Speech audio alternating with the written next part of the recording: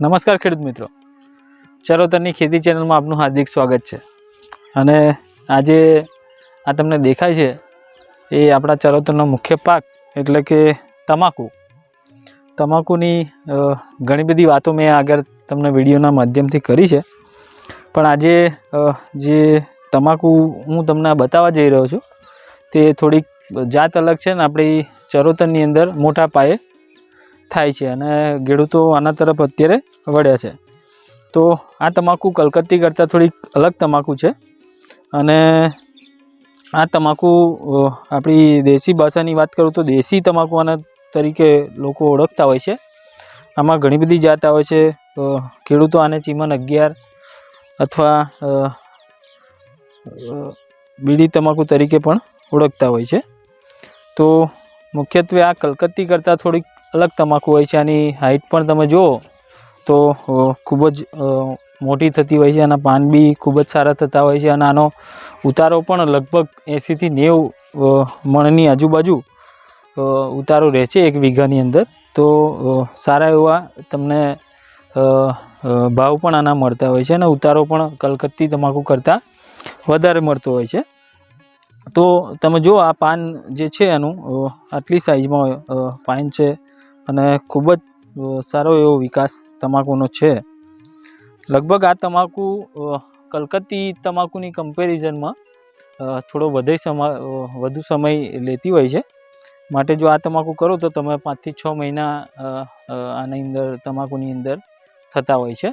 અને આની અંદર જે ટ્રીટમેન્ટ કરી છે તે ખૂબ જ સારી કરેલી છે અને હું તમને બતાવીશ પણ આગળ વિડીયોમાં પણ મેં તમને વાત કરી હતી કે જો તમે નેનો યુરિયા સાગરિકાનો જો ઉપયોગ કરશો તો સારું તમને તમાકુની અંદર રિઝલ્ટ મળશે. તો હું તમને આજે પણ એ જ વસ્તુ બતાવવા જઈ રહ્યો છું કે આ જે છે સાગરિકા છે, બરાબર છે. આગળ વિડીયોમાં મેં તમને વાત કરી હતી. ત્યારબાદ આ નેનો યુરિયા છે, બરાબર. આ નેનો યુરિયા પણ તમે સારી રીતે છાંટી શકો છો, તેનું રિઝલ્ટ મળશે. સાથે સાથે ખેડૂત મિત્રો એક સરસ રિઝલ્ટ તમારે જો જોઈતું હોય તમાકુની અંદર તો આ ત્રણેયનું કોમ્બિનેશન કરીને જો તમે એનો છંટકાવ કરશો તો આ ત્રીજું વસ્તુ છે 19-19-19 કરીને વોટર સોલ્યુબલ ખાતર આવે છે. એ પણ તમે આની અંદર ત્રણેયનું મિક્સ કરીને તમે એનો છંટકાવ કરશો તો ખૂબ જ સારા રિઝલ્ટ તમને મળશે. અને આ તમે ખેતરમાં જુઓ ખૂબ જ સારા રિઝલ્ટ છે. તમાકુનું જે પાન ખરું તે ખૂબ જ જાડું છે અને તેનાથી તમાકુમાં ઉતારો પણ સારો બેસો છે. તો આ હતી એની વાત. ત્યારબાદ ખેડૂત મિત્રો આગળ વાત કરું તો આમાં મુખ્યત્વે ઈયરોનો પ્રશ્ન જોવા મળતો હોય છે. જે પાનખાનાની ઈયર હોય છે તે મોટા ભાગે તમને ક્યાંક ને ક્યાંક જોવા મળશે અને એના માટે આ ઇમામેક્ટિન બેન્ઝોઇટ જે આ દવા છે 1.9 EC એનો તમે ઉપયોગ કરો તો તમને સારું રિઝલ્ટ મળશે. અને આ બીજી છે ઇમામેક્ટિન બેન્ઝોઇટ 5% SG ફોર્મ્યુલેશન છે, તેનો પણ તમે ઉપયોગ કરી શકો છો. તેનું પણ તમને સારું રિઝલ્ટ મળશે. ત્યારબાદ ખેડૂત મિત્રો વાત કરું તો આની અંદર જે પાન ઉપર તમે જુઓ તો ડાઘા પડી જતા હોય છે અને તે પાનનો જે રોગ હોય છે તે મોટા ભાગે થતો હોય છે અને તે થવાથી પાન ખાખરા જેવા પાન થઈ જતા હોય છે. તમે આ વિડીયોમાં જુઓ છો એ એવા કલરના જો તમારે પાન થઈ જતા હોય તો એની અંદર તમે દવા તમારે તુરંત તેનો ઉપયોગ કરવો જોઈએ. તો એમાં તમારે કાર્બેન્ડાઝિમ મેન્કોજેબ જે દવા આવે છે એનો તમે ઉપયોગ કરશો તો સારું રિઝલ્ટ મળશે. અથવા કોપર ઓક્સીક્લોરાઇડ જે દવા આવે છે COC જેને કહેવામાં આવે છે એ પણ ફંગીસાઇડ દવાનો તમે ઉપયોગ કરો તો પણ સારું રિઝલ્ટ તમને મળશે, બરાબર. ત્યારબાદ ખેડૂત મિત્રો વાત કરું તો આમાં જો નેનો યુરિયા સાગરિકા અને 19-19-19 વોટર સોલ્યુબલ ખાતર તમે વાપરો તો તમારે બીજા ઓછા ખાતરો વાપરવા પડતા હોય છે અને ખૂબ જ સારા રિઝલ્ટ મળશે.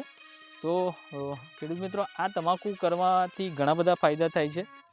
ખેડૂતને એક રોકડિયો પાક તમે જુઓ બીજા પાકો કરતાં સારા એવા પૈસા આ પાકમાંથી મળતા હોય છે. લગભગ ઉતારો તો તમારા ખેતરની જે ટ્રીટમેન્ટ હોય છે, માવજત હોય છે, એના ઉપર આધારિત હોય છે. ને ક્યારેક વાતાવરણ ઉપર પણ આની અસર જોવા મળતી હોય છે.